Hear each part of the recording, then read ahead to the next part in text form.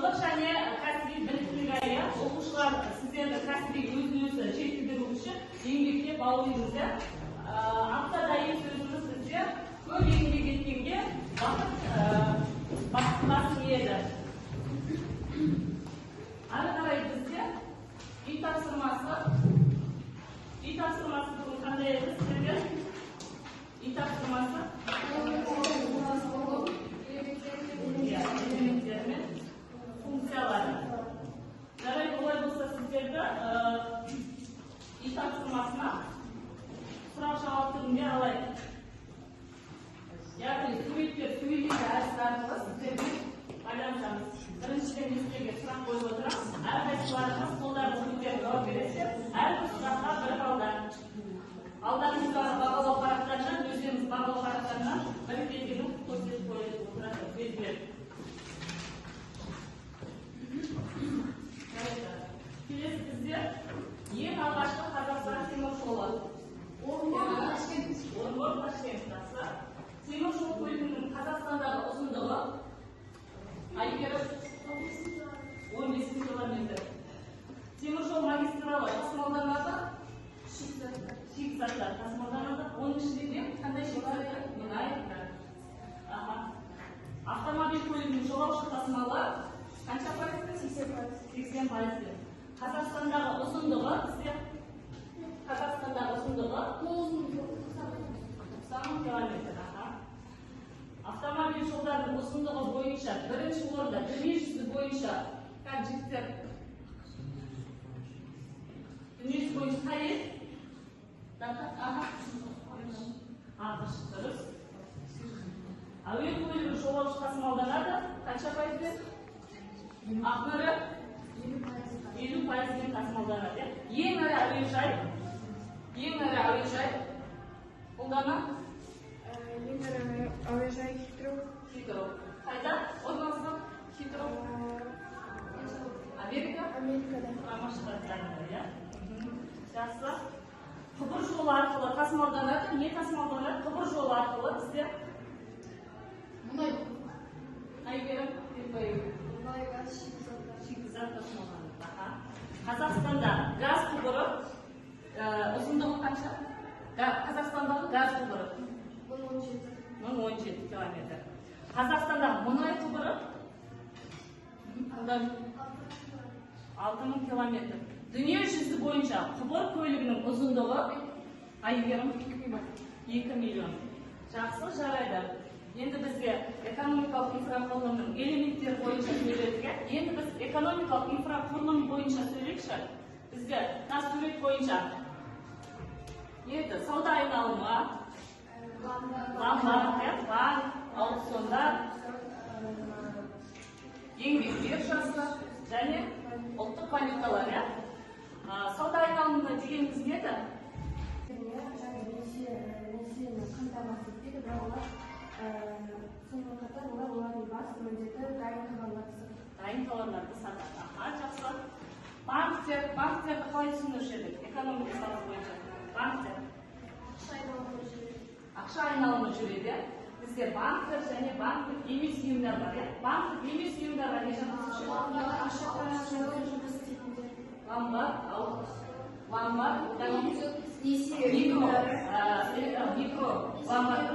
Несие беру орталықтары. Және ұлттық валюталар қалай айтамыз?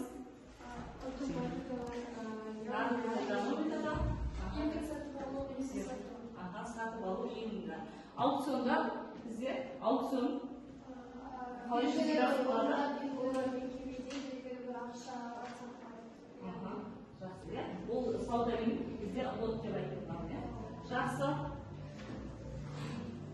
Ақпатында келсек, осы үй тапсырмасы экономикалық инфрақұрылым элементтерінде көлік жүйелерін жатқыздық және сауда айналымдары.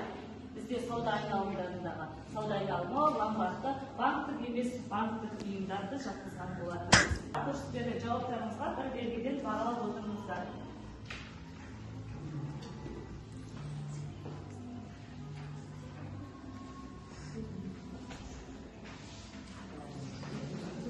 Бағалап отырыңыздар. Және енді жаңа сабақта ой қозғау бойынша мына суретте не көріп отырсыздар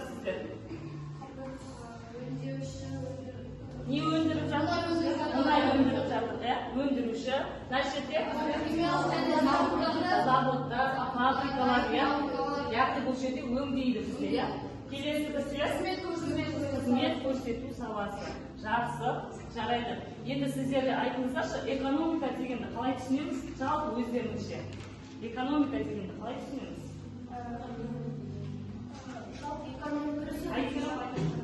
Қоғамның шектеулі бір шикізат, пайдалы қазбалардың барлығы телевизордан алады, яғни ол сату. Сату немесе сатып айналымға айналысады. Жақсы. Тұрыңыздар, бүгінгі күнді 8-ші сәуір жаңа тақырып, салықтың тақырыбы, дүниежүзілік шаруашылықтың салалық құрамы, өндіруші, өңдеуші және қызмет салалары. Бізде оқудың мақсаты өндіруші және өңдеуші қызмет саласы шаруашылық түрлерін жіктейді. Ол сабақтың мақсаты шаруашылықтың түрлерін жіктеп, оларға талдау жасау. Сіздерге бейнематериалдар көрсетіп алайын бірінші. Содан кейін сұрақтар тұрады. Біріншісі өндіруші өнеркәсіп.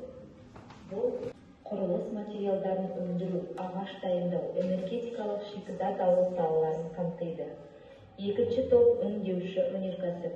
Ол қара және түсті металдар, қақтама машиналар мен жабдықтар, химиялық өнімдер, цемент және басқа құрылыс материалдарынан ағаш өңдеу, жеңіл өнеркәсіп пен тамақ өнеркәсібі өнімдерін өндіруден өнеркәсіп бұйымдарын жөндеуден құрылады. Өнімнің бір тобы түгелдей А тобына станоктар, өнеркәсіптік тракторлар, жабдықтар, қара және түсті металл кентастары, минералдық тыңайтқыштар жатады.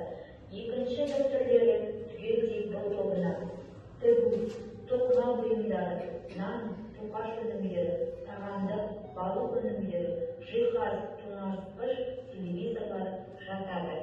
Бейнематериалдарда ең көбісі не тыңдадыңыздар? Өндіруші деп отырғанымызда не өндіреді екен ол жақта? Шикізат өнімдерін, иә? Өңдеуші деген қалай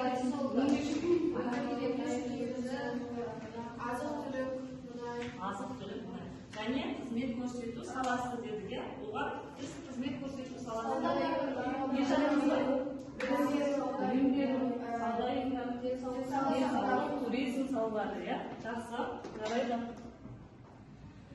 Яғни шаруашылық саласы дүниежүзіндегі экономиканы құрастыру бойынша, флеш-клад бойынша, ғалымдардың зерттеу бойынша дүниежүзіндегі экономиканы 3 салаға бөліп қарастырған. Біріншіден бізде өндіруші, өңдеуші және қызмет көрсету саласы деп қарастырған. Өндіруші өнеркәсіп деп отырғанымыз бізде әртүрлі шикізаттарды өндіреміз, иә? Мысалға бізде Атыраудан мұнай аламыз, иә? Атырау, Маңғыстаудан мұнай аламыз. Яғни бізде ол өндіріледі. Бұларға өндіруші өнеркәсіптерге энергия өндіру, пайдалы қазбаларды өндіру, ағаш дайындау, орман шаруашылығы, балық аулау, жабайы аң құстарды аулау жатады. Мұнай өндіру Атырауда және бізде Маңғыстауда бар. Өндіруге сонымен қатар көмір, Қарағанды, көмір, екібастұз көмір алқаптары бар, яғни бізде бұл жақта өндіреміз.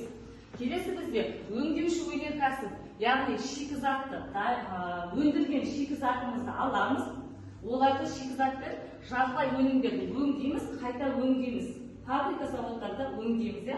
Бұларға біздер машина жасау, металлургия, түсті металлургия, жеңіл өнеркәсібі, тамақ өнеркәсібі, яғни жеңіл өнеркәсіптердің ішіне тоқыма, тігін, осы жеңіл өнеркәсіпке кіреді. Бұлар бізде енді шикізатты өндіріп алдық қой, енді өңдейміз. Бұл бізде Атырау, Павлодар, Шымкент мұнай өңдеу зауыттары бар, Атырауда, Шымкентте және Павлодарда мұнай өңдеу зауыттары бар. Яғни бізде мұнайды өңдеп, олардан не аламыз? Шикізаттардан түрлі 300-ге жуық элементтерді аламыз. Яғни бокситтер, асфальт, гудрон, осылардың барлығы бізде мұнайдан алынады. Күрішті бірден біз саудаға шығармай, олар бізде бірінші өңдейді, өндіріп алғаннан кейін бізде өңдейді заводтарда, яғни Қызылордада күріш өңдеу заводы бар, содан кейін барып қызмет көрсету аясына жіберіледі. Яғни қызмет көрсету аясы бұнда енді біз есеп жүргізіледі, өнімдерді алғаннан кейін өңдедік, өндірдік, енді оны саудаға шығару үшін біз есеп беріледі. Сол бойынша қызмет көрсету саласы өндірістік емес сала бұл, бірақ бізде бұларға ғылым, білім беру, денсаулық сақтау, туризм салалары жатады. Бурабай.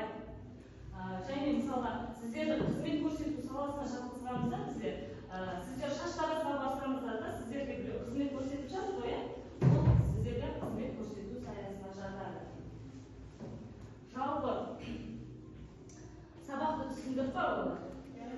Жаңа тақырыпта. Өндіруші сала, өңдеуші сала, қызмет көрсету саласы дегеніміз не екен? Сонымен өндіруші сала деп нені айтамыз? Бірінші топ өндіруші сала болыңыздар ма? Не түсіндіңіздер сіздер өндіруші? Өндіруші саласы, яғни шикізаттарды өндіреді. Өндіреді. Сіздер өңдеуші сала шикізатты өндіріп, жартылай қайталай, sonra бастан өндіріп шығару. Сіздер қызмет көрсету саласына жетті. Яғни қызмет көрсету деген өзі білім беру, яғни біреуге қызмет көрсету деген сияқты болып келеді. Бізде қарағызу, ары қарай бізде топ-топ жұмыс жасайық.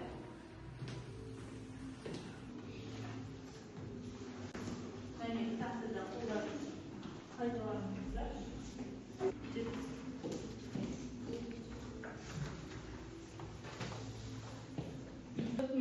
3 minut uақыт берейік.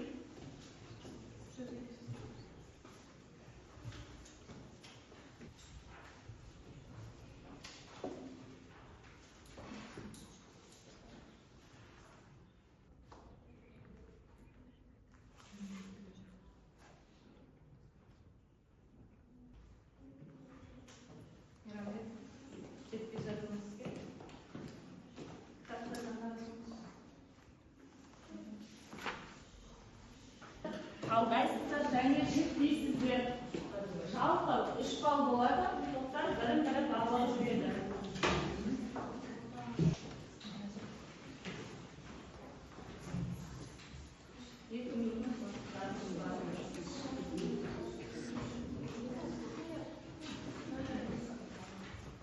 Дескрипторда қараңыздар, бірінші анықтайсыздар, жетпейсіздер, қалдайсыздар. Жалпы 3 балл. Сіздерде де қызмет көрсету саласы бойынша.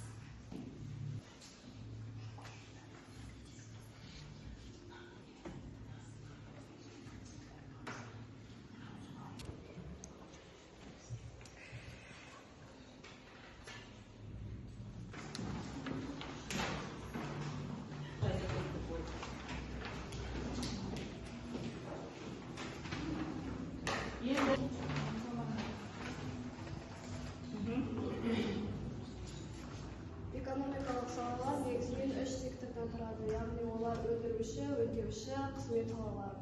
Соның ішінде өндіруші өнеркәсібі бұл жер қойнауынан су мен ауа, орманнан, ауа түрлі алынған шикізаттардың барлығын өңдеу арқылы өңдеуші саласына жіберу. Яғни осы өндіруші саласынан өндірілетіндері ағаш өңдеу, шикізаттар тасымалдау, ауыл шаруашылығы, балық және орман кәсібі, және де жабайы аңдар мен құстарды аулау. Бұл осы өндіруші және де қызмет саласын зерттеген ғалымдар 35-49 Оларды Fisher Clark осы өндіруші өнеркәсіптен ашқан болатын. Өндіруші өнеркәсіп емес, жалпы шаруашылық саласындағы үш саланы қарастырған. Ол шикізаттар өндірілетін қалалар Қарағанды, Қызылорда, Шымкент, Атырау, тағы басқа қалалар. Сол қалаларда өндіріледі. Қарағандыда не өндіреміз? Сол Қарағандыда Қарағанды, Шымкент, Атырау, Май, Қызылордада күріш өндіріледі. Қарағандыда көмір. Жақсы. Жалпы машина жасау, металлургия және химия Бірінші топ тыңдаймыз. өнеркәсібі, жеңіл өнеркәсіп және олардың ішінде цемент және кірпіш жасау кіреді. Осы Fisher Clark моделі 1935 пен 1949 жылдары осы ғалымдардың зерттеулерінен кейін қалыптасқан болатын. Сонымен қатар осы өңдеуші кәсіпорны тұтынатын заттарды да шығарған болатын. Яғни бізде өндеуші салаларына машина жасау, азық-түлік, тоқыма, киім өнеркәсібі, фармацевтика, металл өңдеу және тағы да басқа салалар. Қысқаша айтқанда, өңдеуші бұл табиғи немесе өндірістік шикізат өңдеуге пайдалануға дайын сала. Және өңдеуші шикізатты өңдеп, дайын немесе жартылай дайын өнімге айналдыратын сала. Яғни ол тамақ өнеркәсібі және тағы басқалары. Мысалы, металлургияға оның ішіне Теміртау, Өскемен, Жезқазған, солардың ішіне металлургияны жасап шығарады. Қызметтің білім беру, туризм, денсаулық сақтау деген сияқты бөлінеді. Сонымен қатар бұлар яғни қызмет көрсету, ол заттың нысаны сипатына ие болатын және де тұтыну құны, еңбектің заттың өніміне өзгеше түрде нақты еңбекті пайдалы нәтижесі болып келеді. Және де ол материалдық емес және де материалдық болып бөлінеді.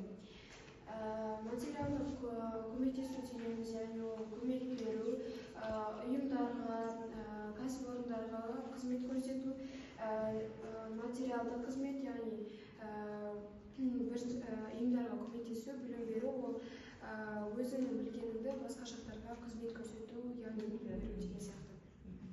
Қызмет көрсету аясында ұйымдарға, кәсіпорындарға немесе жеке тұлғаларға көрсетіліп отыратын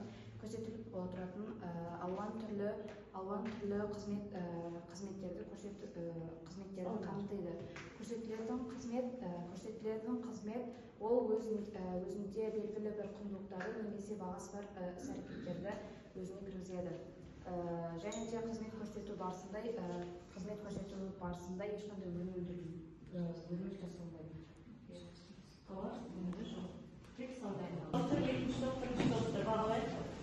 Алдарыңызда жетон беріледі ғой, қанша бересіздер? Бірінші топқа. Екінші топ. Тез. Қанша бересіздер? Жоқ, 3 балдан берсеңіздер, 3 бал еді. 3 балма қанша бал бересіздер? Жалпы максималдық бал 3 бал деген. Жоқ, болған тақырып маңызды. Сіздер? Үшінші топқа бересіздер. Үшінші топқа беріңіздер. Қанша? 3 бал. Жарайды, 3 бал. Не себеп 3 бал беріп отырсыздар? Кемшіліктер жоқ болды ма? Түсіндіре алды. Маңнан ашты ма? Қызмет көрсету саласын ашты ма? Сіздер бірінші топты. Қанша бердіңіздер? 3 бал. Сіздерде барлықтарыңызға 3 бал. Барлықтарыңыздың бәрін ашып, жіктеп қалдарыңыздар ғой. Жарайды, жақсы. Алдарыңызда кесін картамен таратылады. Жұп-жұбымызбен орындаймыз.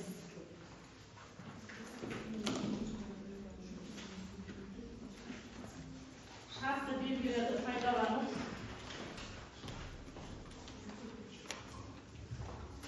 сіз өзіңізбен Айгерімге жалқалға, Айгерім екеумізге келсін.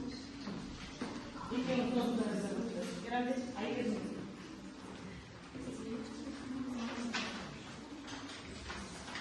Қызмет көрсету саласын кесін картаға белгілейсіздер. Жалпы 3 баллды қарасамы, жалпы максималды балл 3 балл. Теміртауда металлургияның ірі кәсіпорындары.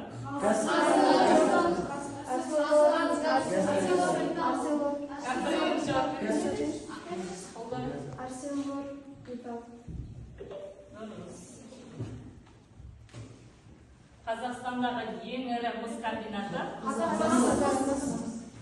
мыс.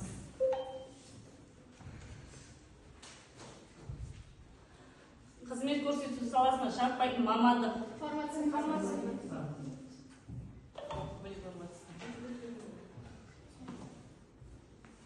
Өндіруші өнеркәсіп саласына жататын мамандық. Шахтер.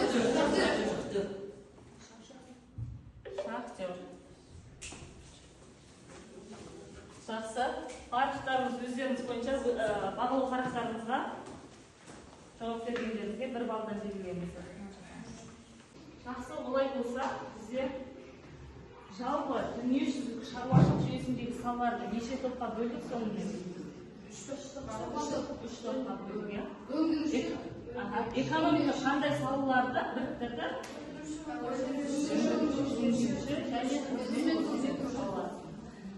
Жарайды, жақсы. Дүниежүзі экономиканың мақсаты қандай болды сонда бізде? Дамыту, тағы әлеуметтік жағдайын жақсарту, сол елдің жағдайын жақсарту. Жақсы. Сіздер 3 топта? Экономиканы көтеру. Экономиканың мақсаты деймін. Мақсаты қандай? Ашылай жандандыру. Жақсы. Жарайды. Енді сіздерде жалпы бізде сабақта дүниежүзілік шаруашылықтағы салаларды, ең бірінші бізді 3 топқа салаларды бөлдік. Экономика саласында 3 негізгі сала болды. Өндіруші, өңдеуші және қызмет көрсету саласы. Осы 3 саланы қосылғанда бізде экономиканың даму стратегиялары қалыптасады. Яғни бізде экономикасы дамыған елдерде, дамыған елдер және дамушы елдерде қарастырған болғанбыз. Олар бізде дамыған елдерге қатысты. Қолдарыңызда паспорттарыңызды қойып байланыс беріңіздер. Сол жерде кері байланыстарыңызды жазып өтсеңіздер.